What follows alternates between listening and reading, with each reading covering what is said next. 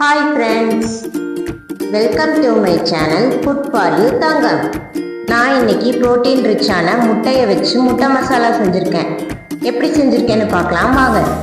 கடாயில் 2 table spoon எண்ணெய் ஊற்றி எண்ணெய் காஞ்சதும் 1/4 டீஸ்பூன் கடுகு போட்டு பொரிஞ்சதும் 1/2 டீஸ்பூன் கடலைப்பருப்பு சேர்த்து பொன்னிறம் ஆனதும் பொடி பொடியாக கட் பண்ணி வச்சுருக்கிற ஒரு மீடியம் சைஸ் பெரிய வெங்காயத்தை போட்டு வதக்கணும்.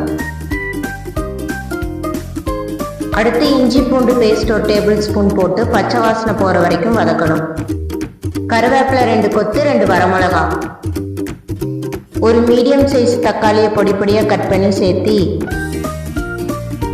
நல்லா குழஞ்சி வர வரைக்கும் வதக்கணும்.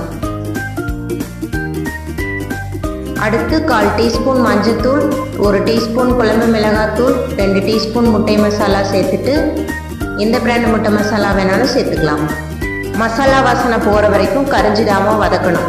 அடுத்து 1 டம்ளர் தண்ணி ஊற்றி தேவையான அளவுக்கு உப்பு சேர்த்து தண்ணி நல்லா வற்றி கிரேவி பதத்துக்கு சுண்டி வர ஆரம்பித்ததும் உப்பு போட்டு வேக வச்சு 2ஆக கட் பண்ணி வச்சுருக்கிற 4 முட்டையை சேர்த்து மசாலாவோட கலந்து விடணும்.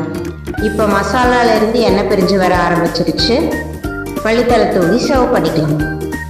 நீங்களும் இதே மாதிரி செஞ்சு பார்த்துட்டு டேஸ்ட் எப்படி இருக்குதுன்னு கமெண்ட் பண்ணுங்கள். மேலும் இதே மாதிரி நிறைய ரெசிபிஸ் தெரிஞ்சுக்க லைக் பண்ணுங்கள், சப்ஸ்கிரைப் பண்ணுங்கள்.